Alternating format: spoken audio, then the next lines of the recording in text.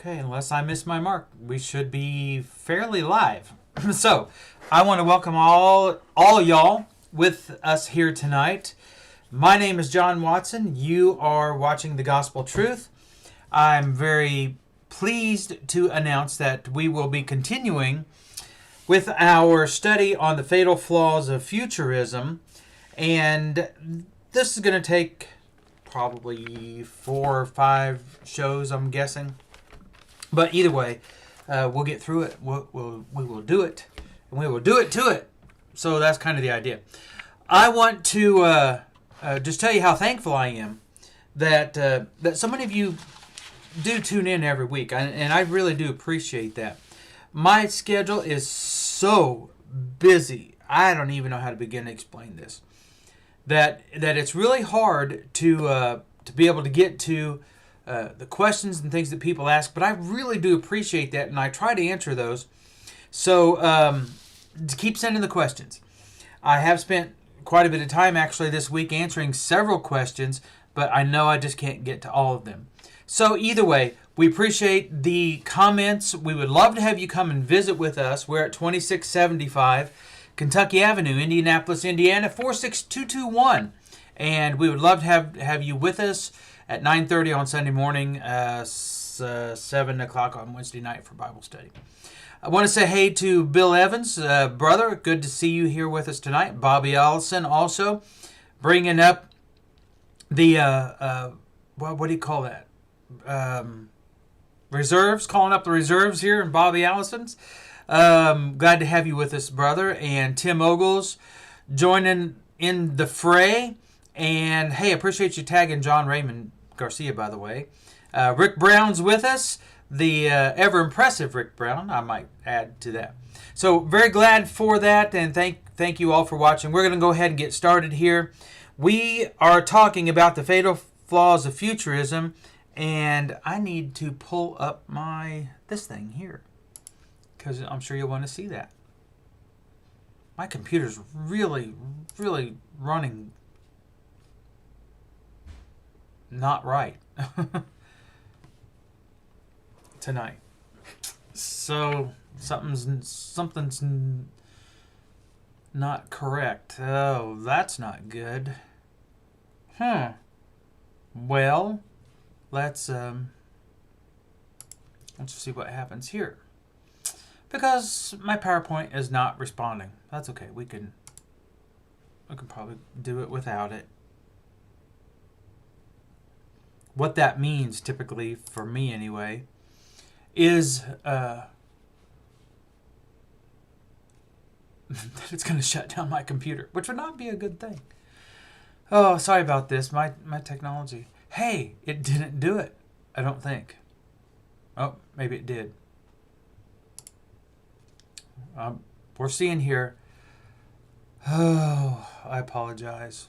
Last week we talked about that it denied the deity of Jesus, and essentially, well, I'm trying to get this program to work here. All right, I think we are actually working. That's amazing. So last week we talked about the fact that futurism denies the deity of Jesus. Now, what I mean by futurism is the belief that Jesus is coming back in the future, our future, which, if you lived in the first century, before this temple was destroyed in 70, you could have said that. But since then, everything has changed. Jesus did return when he said. If he didn't, then that makes him a liar. You can't be God if you lie. God cannot lie, which that's kind of the gist of what we talked about last week. Now, this week, we want to talk about point number 2. And point number 2 is simply that it nullifies the plain and simple teaching of Jesus. So this idea that, and we're going to go through several passages, so you need to get out pen and paper, or you can use a pencil if you want. I don't even care if you use a crayon. You can take snapshots of your screen, but we'll go through several passages. But we're going to talk tonight about how futurism denies, nullifies explains away the plain and simple teaching of Jesus. And that's a real problem because essentially what happens is in Futurism, it makes Jesus's teaching absolutely moot. That there's no point to it. So let's just kind of jump right into this. Okay, Bobby, I think that's what's going on with mine. So I noticed something weird when I fired up my computer today, so that's probably what it was. Anyway, hopefully we'll get through this without any more weirdness. And I still have to check a couple things here. Okay, so we're looking good on Restoration Movement 2.0 also, so I forgot to check that. So let's go ahead and jump into this. Now, here's what I want to do. Fatal flaw number 2, as I said just a moment ago, it explains away, the futurists try to explain away the simple teaching of Jesus. So let's look at some of these things. The first place I want to go to is Matthew chapter 10. So in Matthew chapter 10, Jesus teaches his disciples. He says, listen, you are going to have a pretty hard row to hoe. Say that 5 times fast. You're going to have some real difficulty to your life and what's going to take place because you're following me. So that's kind of the gist of Matthew chapter 10.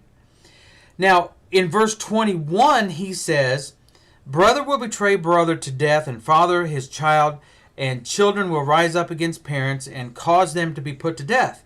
You will be hated by all because of my name, but it is the one who has endured to the end who will be saved. Okay, so let's stop right there. Is there any question as to what Jesus is talking about at this point? No, there's not. And matter of fact, this principle still applies today. When you become a follower of Christ and you're standing up for him, there's a pretty good chance that even your own family's not going to like you, not going to like what you stand for. And the crazy thing about this is just how people deal with truth. It doesn't matter what the truth is. Most people, and this is very sad, simply do not like the truth. They don't want the truth. They don't want to hear it. They don't want you to point it out to them. They don't want to be shown that they're wrong or what they believe is wrong. They do not want the truth. And all you have to do is look around. Look around at all of the things that have gone on just in the last year and how plain the truth is about all of these things. And yet people still deny it. They're much more comfortable going along with the masses than they are with the few, which is a biblical concept as well. Check this out. We're going to go back to Matthew 10. But in Matthew chapter 7, notice verse 13. Ready? Enter through the narrow gate, for the gate is wide, and the way is broad that leads to destruction, and there are many who enter through it. For the gate is small, and the way is narrow that leads to life, and there are few who find it. So you've got the masses that don't want the truth, and they go through this broad gate, and they don't even care. Well, that's somewhat of an issue, wouldn't you say? Because it's just the very few who find the truth, and they go through that narrow gate. I once heard a man explain this. We were talking about this in Bible study when not long after I first started preaching full time. And he said that he explained it this way. Clay Slinker was his name, very wise man.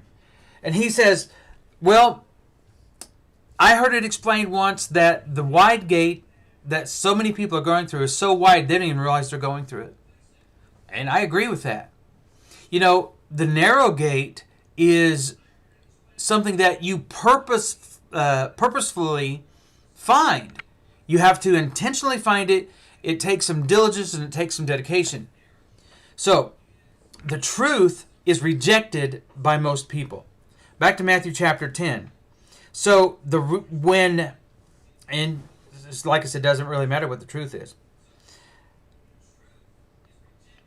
So, you have this idea in Matthew 10 that people are going to hate you because of the truth, which I said was something that even occurs today.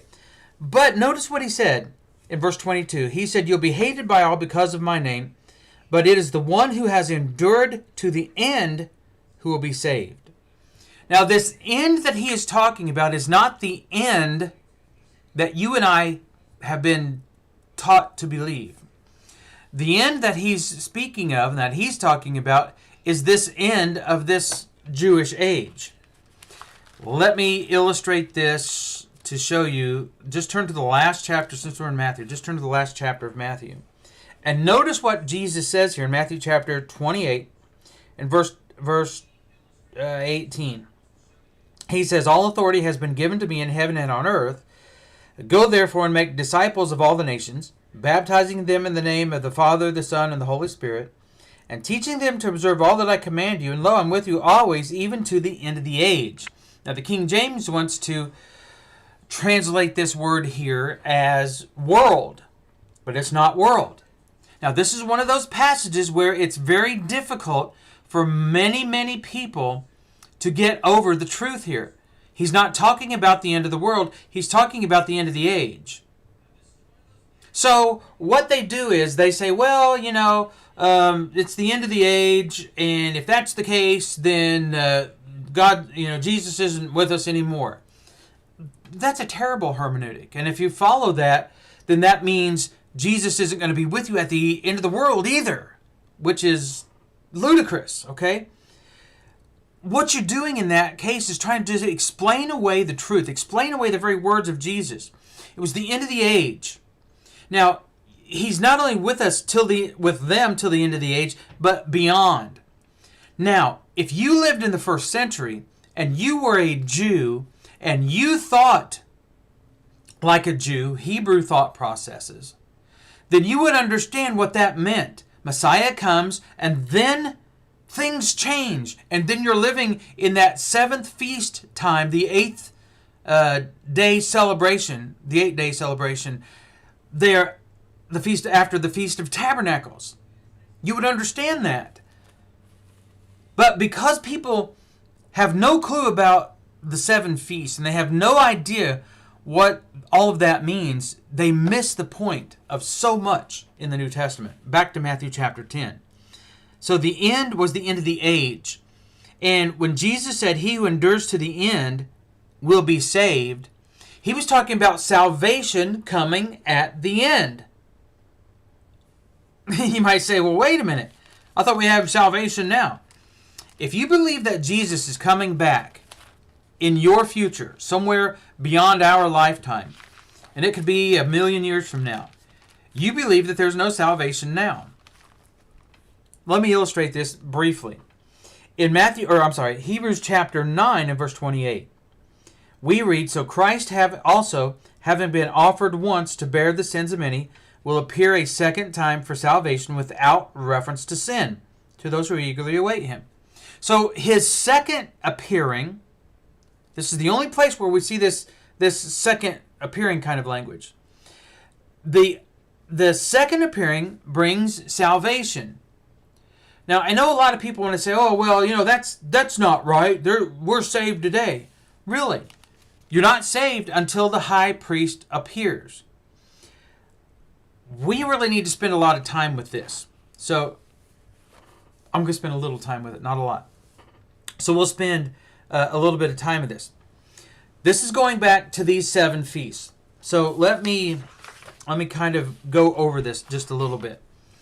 Salvation does not come until the Lord returns. The reason it doesn't come until the Lord returns, until Yeshua, the Son of God, people call him Jesus, the reason that doesn't happen is because that's how it was prophesied. Now remember last time, I think we talked about this last week, Isaiah 25.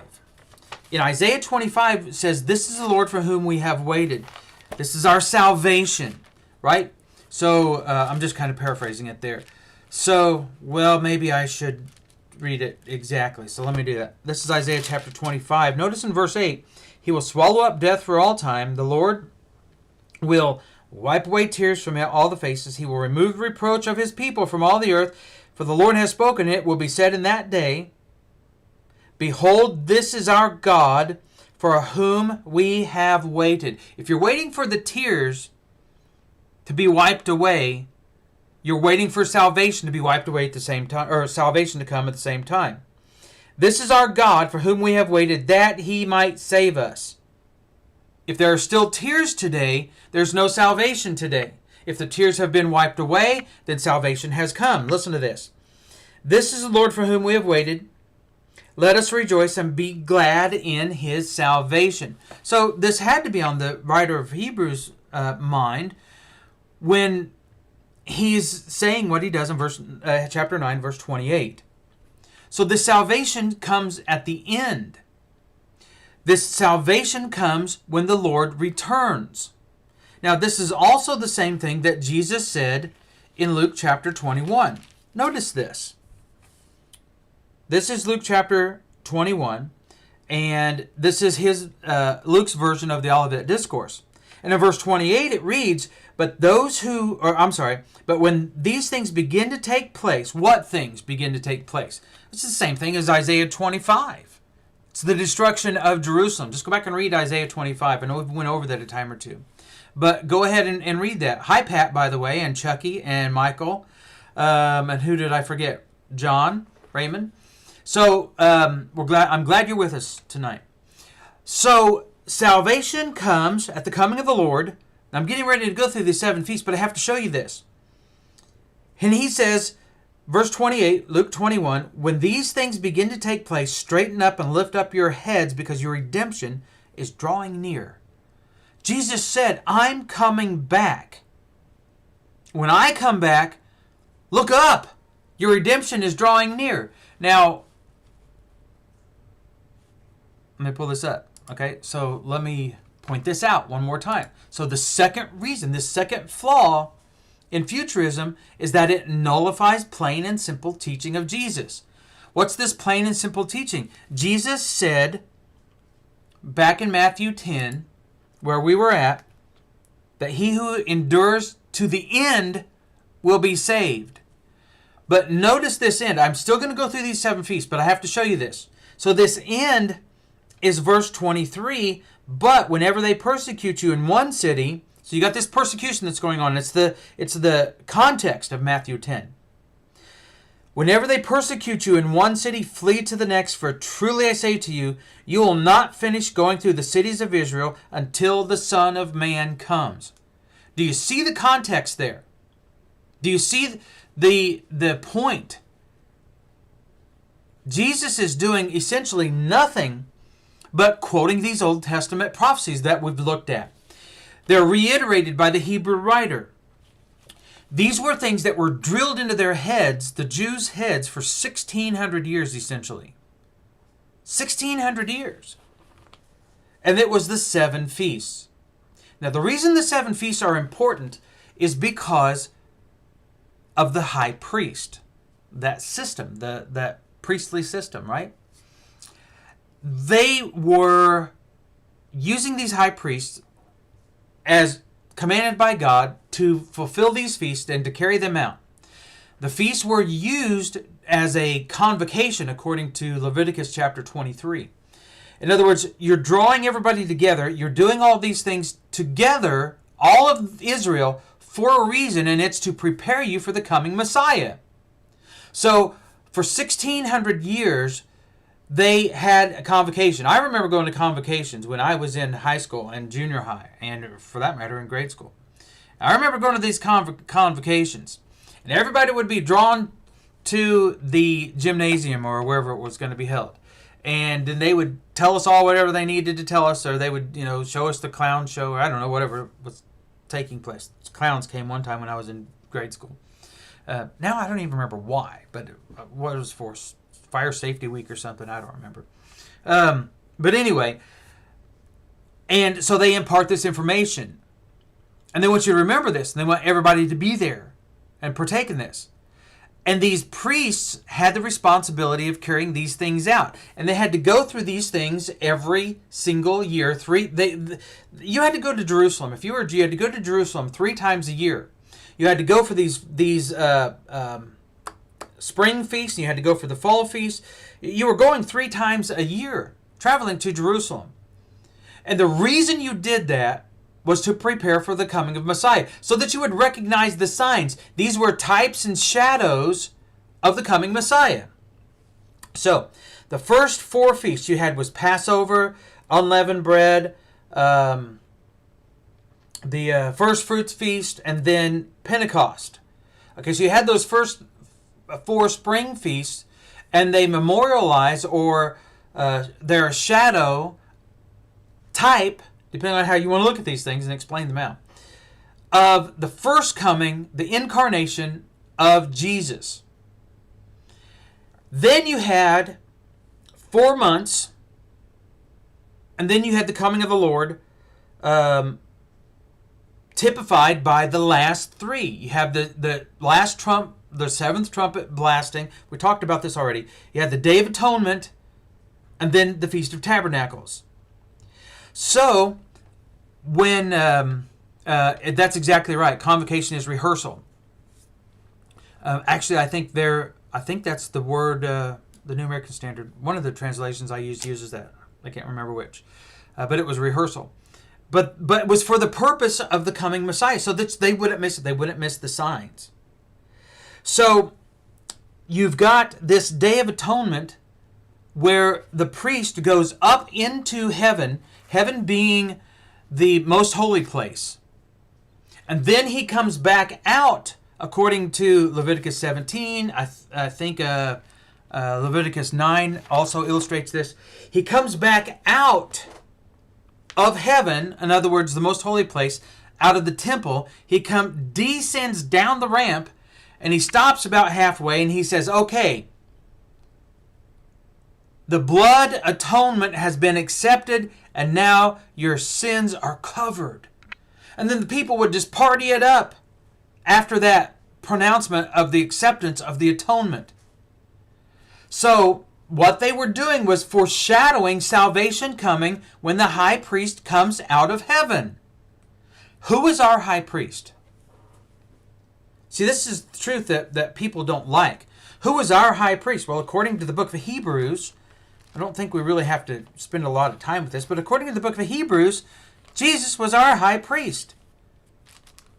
And there is no salvation until the high priest comes out of heaven and says the atonement has been accepted. Now, Jesus took on our sins. 2 Corinthians 5 and verse 21. He became sin for us.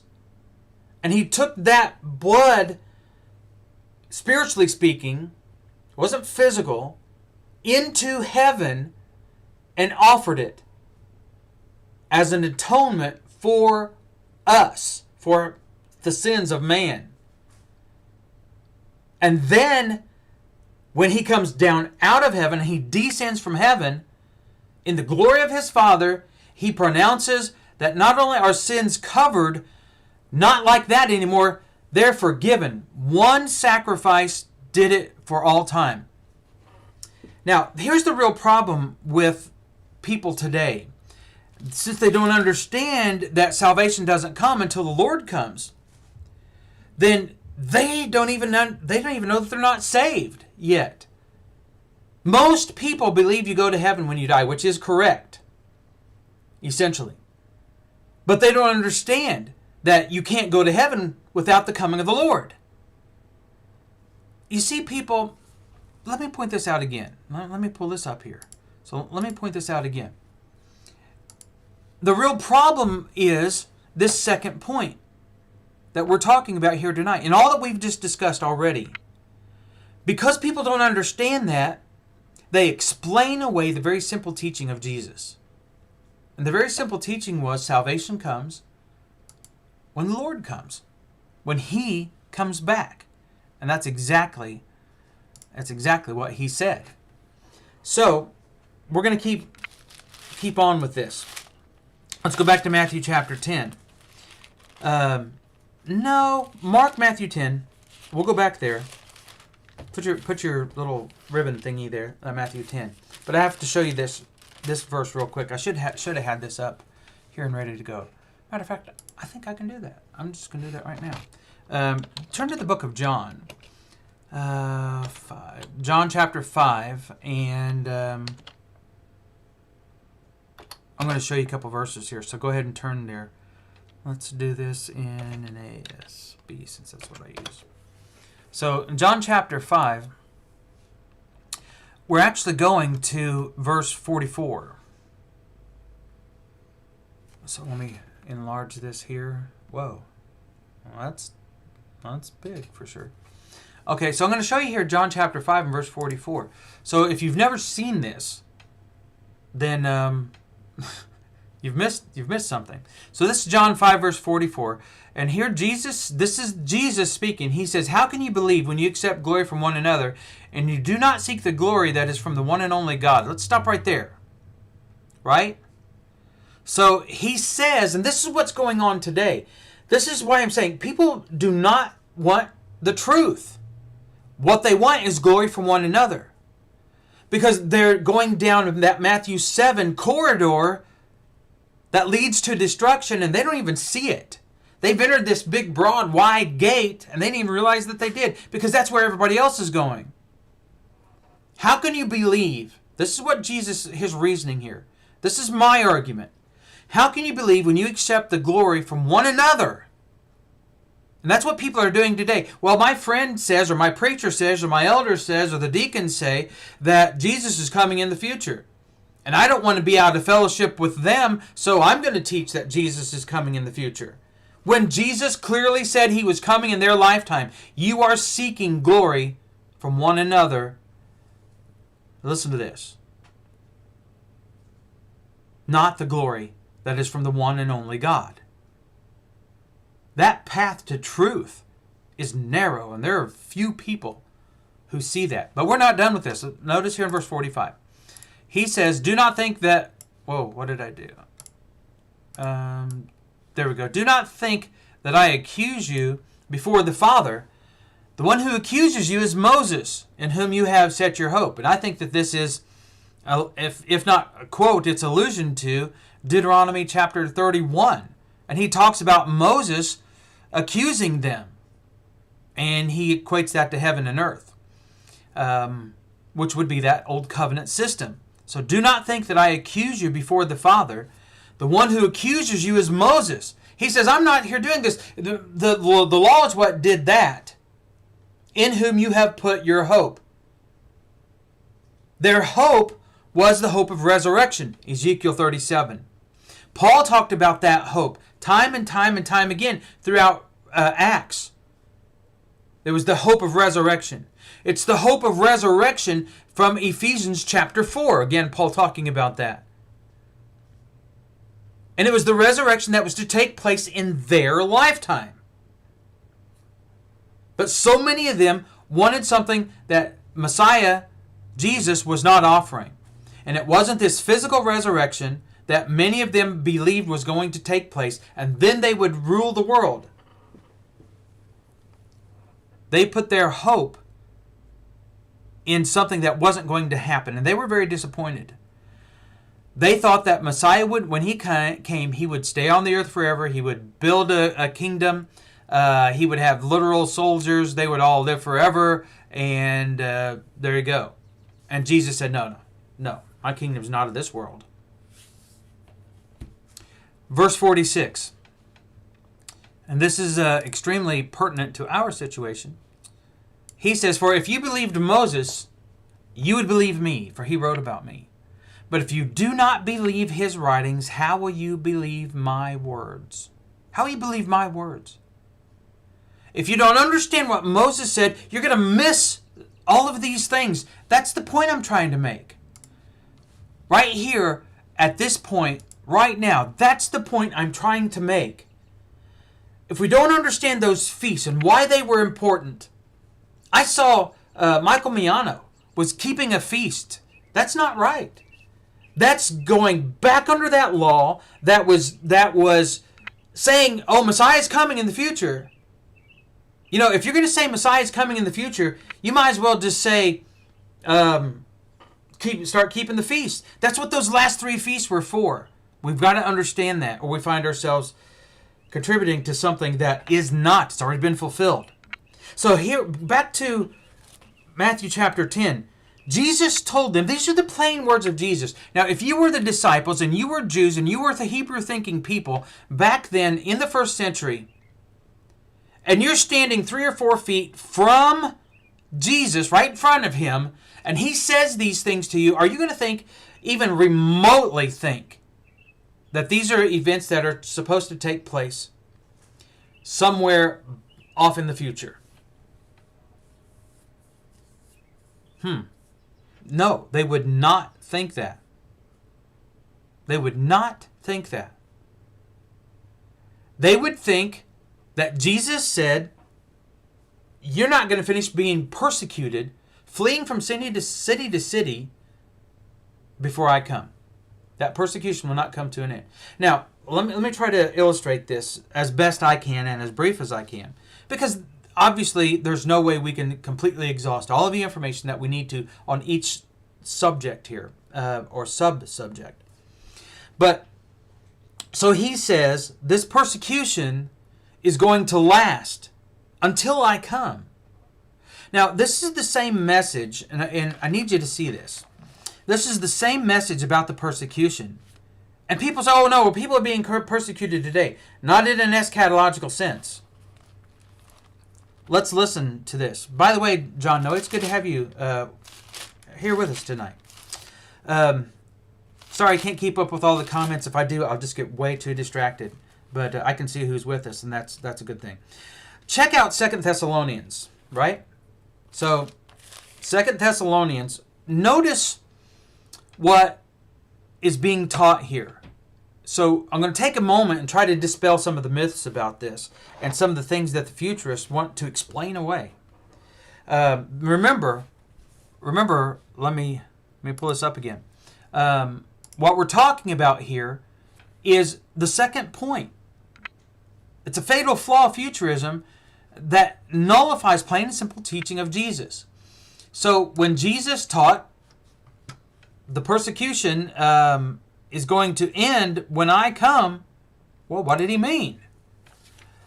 It is not that persecution of believers will stop for all time. It's not that way. It's always been that those who follow the truth and follow Yahweh and his Son are persecuted. But there was an eschatological persecution. In other words, this persecution that was a sign of the coming Messiah in the first century. And that persecution reached its pinnacle and its end of the sign at the destruction of Jerusalem. Let me show you this. 2 Thessalonians chapter 1. Listen to what he says in verse 7. No, we need to back up. Verse 5. This is a plain indication of God's righteous judgment. Okay, so here again, here's the plain teaching or the plain indication of God's righteous judgment, that so that you will be considered worthy of the kingdom of God, for which you are indeed suffering. For after all, it is only just for God to repay with affliction those who afflict you. By the way, who were the afflictors of the Thessalonians? The Thessalonians. Go back to Acts chapter 17, I think it is, and check that out. You know, those who were born into Christ in Acts chapter 17 of the Thessalonians were hated by the rest of them. They sent out assassins to kill Paul, but some of them did believe and did follow, and they were being extremely persecuted by their fellow Jews. Okay, so anyway, let me back up here. So this is a plain indication of God's righteous judgment, so that you will be considered worthy of the kingdom of God, for which indeed you are suffering. He says this suffering is going on now. For after all, it is only just for God to repay with affliction those who afflict you, and to give relief to you who are afflicted, and to us as well, when the Lord Jesus will be revealed from heaven with his mighty angels in flaming fire, dealing out retribution to those who do not know God, and to those who do not obey the gospel of our Lord Jesus. These will pay the penalty of eternal destruction away from the presence of the Lord and from the glory of his power. If the penalty for them was eternal destruction, and yet they still lived after that, then the reward for the Thessalonian brethren was eternal life. That was the relief that was coming. Now, I don't doubt that there was a physical relief that was coming. I don't doubt that. And I know that it did wane, but we got to face facts here. We know that they were, for a few more years, the Romans were still killing everybody they could get their hands on who proclaimed Judaism and who was fighting that war, and those who were the zealots and so forth, okay? So what we have to understand is this persecution was eschatological in nature because it was to mark the coming of the Lord. Let me show you this. These are the plain words of Jesus. They're not so plain to us because, we reject them because they're very foreign to us because we don't understand that old covenant teaching. Remember John 5. We just saw that, right? So look here in Matthew chapter 24, in verse 21. Okay, so this is in the Olivet Discourse, and this is where Jesus is talking about the exact same thing that we're talking about. These are his plain words. The plain words that the futurists explain away today. For then there will be great tribulation, such as has not occurred since the beginning of the world until now, nor ever will. Now, there's a real issue here. In the 1940s, 30s and 40s, Nazi Germany killed millions of Jews. They were being persecuted, right? They were the Jews, and they were being persecuted. Technically, they were not the Jews. The Jews ceased to be a people when God's people were called by a new name. That happened in the first century. Definitely by the time the temple was destroyed. That was the sign of Jeremiah 31. But anyway, so this persecution was taking place. This tribulation was taking place. It was eschatological in nature, and it was to be the sign of the coming of the Messiah.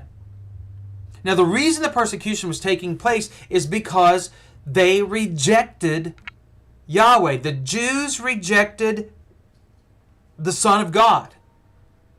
They had to pay the price. Let me give you a little history lesson real quick. So in Genesis 10, you've got the 70 nations. These are the nations that in Genesis 11 said, hey, we're going to build a tower and we're going to get even with God. He can't do this to us again. So they built a waterproof tower. And then God said, fine, if you all want to serve these gods, then you go right ahead. But you are going to pay the price. So they were judged then. The Gentiles were judged then. Then, however many centuries later that was. Well, I skipped something. So they were judged then at Babel. Abraham was picked out of that group because he was righteous, according to the Apocrypha, from the age of 3.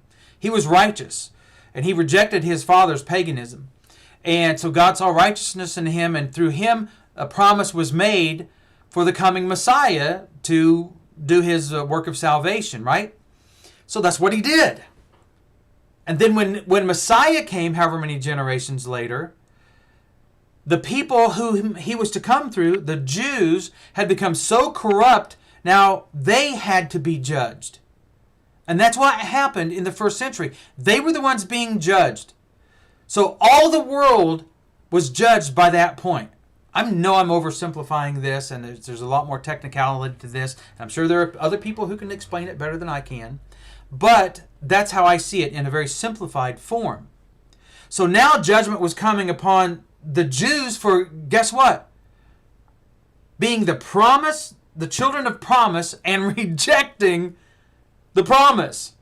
Only there was a small handful that became the church, this righteous remnant. And they were cleansed and they were clean. And then all the nations could come and be a part of salvation. Okay, so that was the whole process. And that didn't happen, and it cannot happen until the high priest comes back down from heaven, as we discussed a moment ago. And the sign of that was this persecution that was coming upon the Jews, this tribulation. And it kind of steamrolled over the just and the unjust. I think that that's the reason that Felix trembled. When Paul spoke to him of the judgment about to come, he trembled because he knew what judgment was. If you look at judgment, Isaiah, I think it starts in verse 10, chapter 10. Anyway, you've got all these judgments upon different cities and nations, and it's always violence, it's always bloodshed, it's always the coming of the Lord, it's always clouds and thunder and smoke and fire and all these things, right? People die when God judges you. And Felix understood that. And him being in his position, he knew that he would be one of the first ones to get it.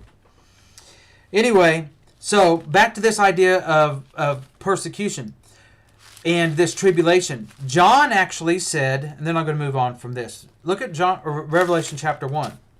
So John actually said in Revelation chapter 1, he said in verse 9, I, John, your brother and fellow partaker in the tribulation and kingdom and perseverance which are in Jesus. So he acknowledged that the persecution was taking place. This is the tribulation that was coming upon Israel and would meet its end, come to a climax at the destruction of the temple, according to Hebrews 9, verses 8 and 9. When the physical temple is destroyed, that's a sign that the law no longer has standing. That's a sign that Messiah has come back and all things have been restored. The Edenic relationship had been restored. In other words, salvation had come. Now, we got all of that out of Matthew chapter 10 in just, 3 verses or so. But the basic thing here to see is this concept that Jesus said plainly. Jesus said, I'm coming back in your lifetime. Now, if you think that that's not the case, what did he say in Matthew chapter 5? Let's look at some more plain words. Because our futurist friends, I think some of them are brethren, the ones with a good heart, they just haven't seen the truth yet. But there are so many who simply refuse to even consider the truth. And that worries me for their soul. Anyway, Matthew chapter 5. Notice what Jesus said about verse 17. Do not think that I came to abolish the law or the prophets. I did not come to abolish, but to fulfill. For truly I say to you, until heaven and earth pass away, not the smallest letter or stroke, jot or tittle, shall pass from the law until all is accomplished. So what he says is, when the law is accomplished, every jot and tittle is accomplished, then heaven and earth passes away. Well, let me illustrate to you what this heaven and earth is. Again, John chapter 5. Let's do this again, okay? Ready? If you believed Moses, you would believe me, for he wrote about me. But if you do not believe his writings, how will you believe my words? John 5, verses 46 and 47. So if you don't understand Moses and what Moses wrote, and what he's doing here is he's referring to the entirety of the Tanakh. If you don't understand these things, these prophecies, these writings, then you're going to miss it. You're going to completely miss it. Now, in Matthew 5, he said, heaven and earth will not pass away until all these things take place. In other words, when all of these things take place, heaven and earth passes away. Is he talking about the physical planet? Let me illustrate from Deuteronomy, because I'll just use this one because I made mention of it a few moments ago. So, Deuteronomy chapter 31. This was, early on for me, this was one of the passages that just bowled me over. So in Deuteronomy chapter 31, notice in verse 24, it came about when Moses finished writing the words of this law. Well, what law did Moses write? Let's take a wild stab in the dark. He wrote the law of Moses. In a book until they were complete, that Moses commanded the Levites who carried the ark of the covenant of the Lord, saying, take this book of the law and place it beside the ark of the covenant of the Lord your God, that it might remain there as a witness against you. So this is what I think Jesus was drawing off of this language in Matthew or John 5. Verse 47.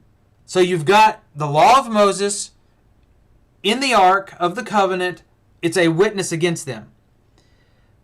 For I know your rebellion and your stubbornness. Behold, while I am still alive with you today, you have been rebellious against the Lord. How much more then after my death?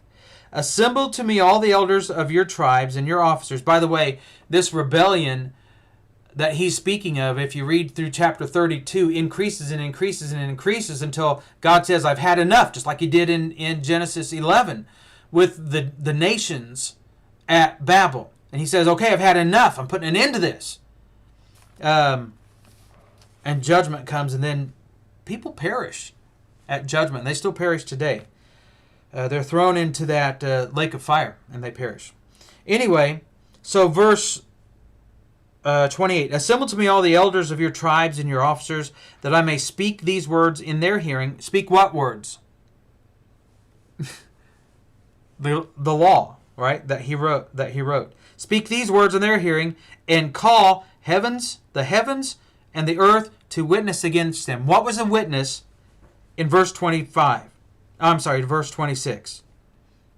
The law of Moses. What is he saying is going to witness against them? The law of Moses, this old covenant. That's the heavens and the earth that he's calling to witness against them. The same heavens and earth that Jesus was calling on to be a witness against them in Matthew chapter 5, verse 17, 18. The same witness that we read in John chapter 5. These are the things that witness against them, that condemn them. Now let me illustrate this. For those in the first century who refused the plain teaching of Jesus, here's what they did. Matthew chapter 12. This is what they did. So here you have Jesus performing miracles. The miracles, according to Micah chapter 7, were to come and remain for 40 years.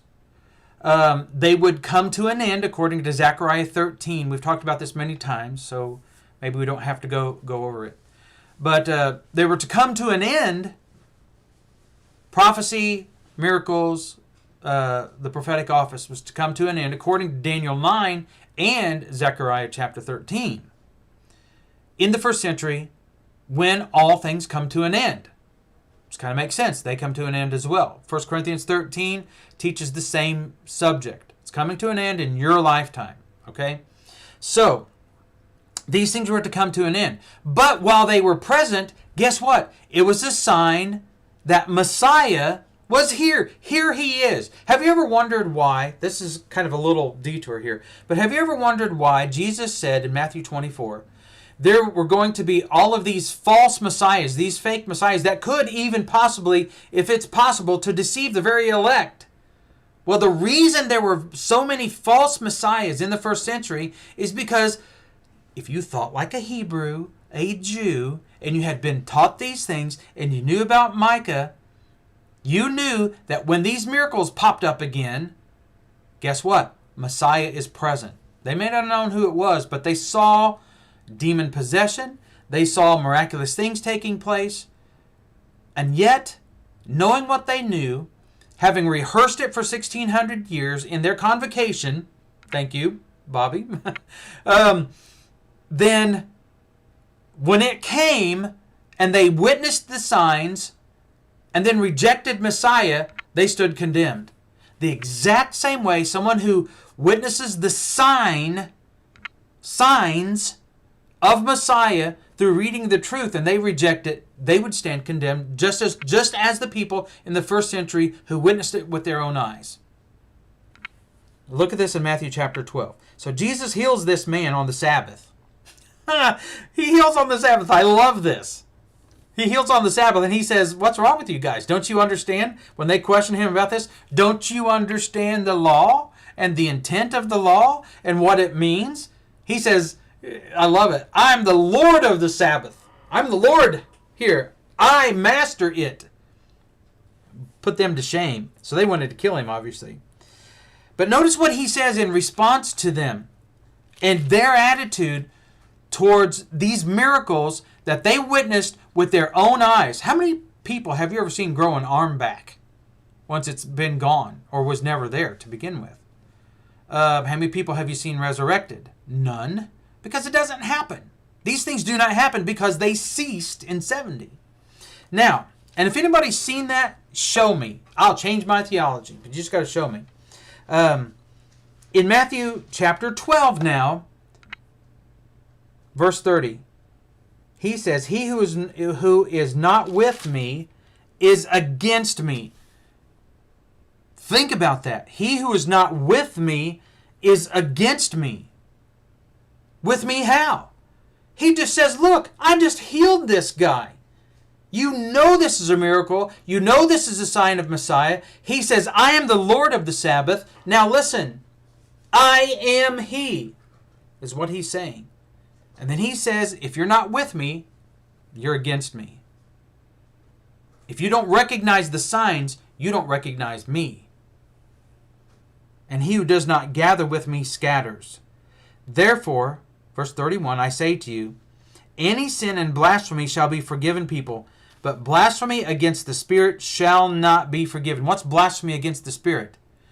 You've got the witness of the Spirit. This is John 5. You've got the witness of the Spirit. This is one of the three witnesses. You've got the witness of the Spirit. And you reject that? You reject the prophecies? You reject the fulfillment of the prophecies? Isn't that what Revelation 19:10 says? It does. The testimony of Jesus is the spirit of prophecy. And you reject that? Let me read it again.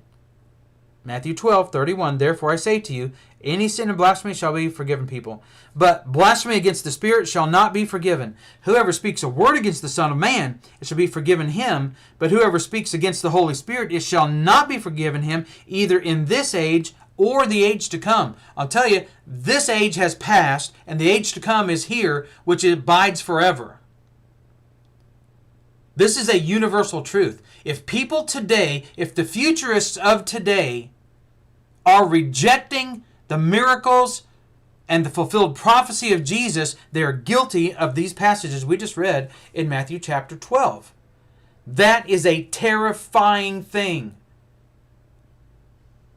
There's a difference, okay? I want to say this. There's a difference between not knowing and not caring. There are lots of people who are genuinely confused about things, like me, on plenty of things, okay?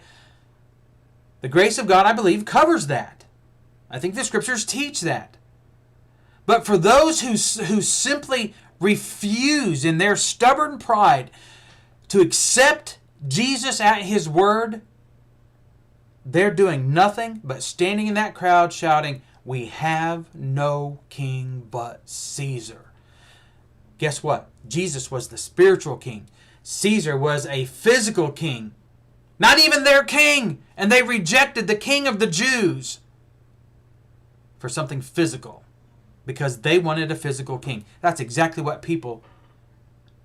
Thanks, Tim. I figured you might notice that.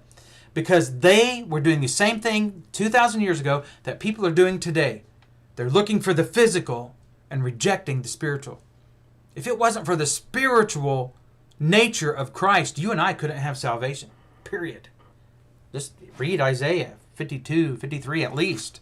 At least. I mean, just read Philippians 2. Well, I mean, we have to understand this. Of course, that's a whole other thing. Don't get me off on that topic. Now, so you've got this rejection of Jesus. This is what the futurists are doing. Right? They are nullifying, they're explaining away the plain and simple teaching of Jesus. Well, you might say, well, it's not so plain and simple. I agree with that. To us, it's not so plain and simple because you and I have been conditioned to believe the ancient heresy that began in the first century before Jerusalem was destroyed. let me explain this. We're going to go through this in much more detail, trust me. And I'm not going to do this here tonight, but I will show you. I'll show you some things when we get to this. This ancient heresy began in the first century with men like Hymenaeus and Philetus and Alexander. This is what Paul taught. 1st and 2nd Timothy are completely about this idea. Galatians is about this idea. We see it in Revelation. I mean, we see it all through the New Testament. And what it was is these people wanted so desperately to cling to the law. They wanted to reject Messiah on their terms and accept Messiah on their terms, not on his. So they created this hybrid theology that still exists today. And you've got men who claim to be Christians standing in the pulpits, preaching to other people, telling them, teaching them this ancient lie. When does this come up on my... We still got 2 more shows before this comes up. All right? So, this plain teaching of Jesus is rejected by the futurist. And that's really sad. Listen how easy this is, right? Matthew 24. Let me just show you this. Since we don't have a lot of time, I'm really going to try hard to keep this as close to an hour as I possibly can. This is what Jesus said. How easy is this? Matthew chapter 24 and verse 34. Put yourself in the position of the people in the first century. Right? So here we go. Truly I say to you, this generation, are you there? Are you standing there listening to Jesus? What would you have thought if you heard this coming out of his mouth 2,000 years ago, roughly? Truly I say to you, this generation will not pass away until all these things take place. What would you have thought if you heard those words coming out of Jesus' mouth? You would think exactly the same thing if he were saying it today to you. Matter of fact, you would believe it exactly the way that you do now. Most futurists read the Bible like it was written to them today. So they believe it today like our first century counterparts believed it when it was first said. Only it was applicable to them and not to us. Not in that same way, anyway. We learned from a past fulfillment of it. They were learning and expecting a future fulfillment of it in their lifetime. Now, let's look at a few things. What are some of the things that are going to take place in that generation? Let me read this again. Truly I say to you, this generation will not pass away until all these things take place. It's not race, by the way. It's Genea, generation. Right? All these things must take place in that generation. How many times do I have to read this? Let's look at some of these things that are going to take place. So, Jesus says in verse 4, he says, listen, don't let anyone mislead you. Many will come in my name saying I'm the Christ. He says, you're going to see people coming saying I'm Christ. There's one. You're going to hear wars and rumors of wars. There's 2. Your nation will rise against nation. There's 3. These birth pangs, which, by the way, study this out. This is the what leads up to the church being born, will be evident. There's 4. Tribulation is going to happen. Verse 9. There's 5, which we already talked about this. Verse 10. People are going to fall away. That's 6. False prophets will mislead many. 7. Lawlessness is increased. 8. The gospel will be preached into all the world. There's 9. Then the end comes. You're going to see the abomination of desolation, which is 10. You're going to... let me get through here. Verse 21. We'll just do this. There's going to be this great tribulation, which we've talked about tonight. There's 11. You're going to have to deal with... the days are going to be cut short. That's a whole other study by itself. But anyway, so there is 12. I think we're on 12. He says if someone says there's the Christ, or whatever, this is the same as before. Then you got these false Christs that are going to mislead the elect, if even possible. That's 13, right? I think we're on 13. He says in verse 27, just as the lightning comes from the east and flashes even to the west, so will the coming of the Son of Man be. So you got the lightning flashing from the east to the west. That's 14. Wherever the corpse is, the vultures will gather. There's 15. You have the tribulation of those days, 16. You have the sun and the moon and the stars will not give their light. There's 17. They're going to fall from the skies. You got the powers of the heavens being shaken. There's 18. You got the sign of the Son of Man appearing in heaven. It's actually the sign of the Son of Man in heaven will appear. But anyway, there's where we at. 19. The tribes of the earth are going to mourn. 20. They'll see the Son of Man coming on the clouds of the sky in power and great glory. 21. The angels are going to be sent forth with a great trumpet. 22. That's the seventh, the last final trump. You've got the gathering of the elect from the four winds. That's the resurrection. That's resurrection language. All this is resurrection language, actually. Judgment, coming of the Lord, and resurrection is all the same thing. Where are we at? 21 or 22? I lost count. You got the parable of the fig tree. He says, listen, when you see all these things taking place, it's like the fig tree. You know that it's ripening up, and then you know when it's ripe. Then he explains that, and he says, verse 33, so you too, who's the you two? These 23 signs or whatever it was we counted? You too, when you see these things, these 23 signs, recognize that he is near, right at the door. Then he says, I say to you, this generation will not pass away until all these 23 things, or whatever it works out to be, take place. And we already established what heaven and earth is. Verse 35, heaven and earth will pass away, but my words will not pass away. That old covenant system is going to pass away during that generation. When all of those signs are finished and they take place, then his word remains and never passes away. That is the plain teaching of Jesus. And people are rejecting that today. They are simply rejecting it. So, let me do this. Do you get it now?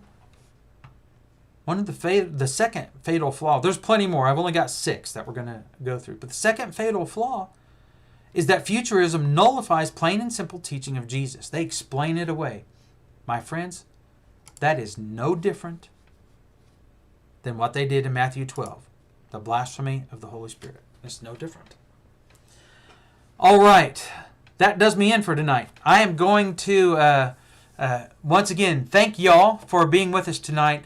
I'm putting these on YouTube, by the way, in a playlist. So go to YouTube at Restoration Movement 2.0. See, it's right down there at the bottom. Just look right there, right? I'm doing this backward. Right there. Restoration Movement 2.0.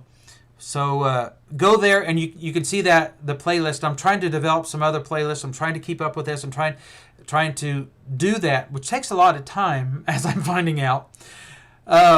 Which takes me away from answering questions and some of the other things, but I think it's really necessary.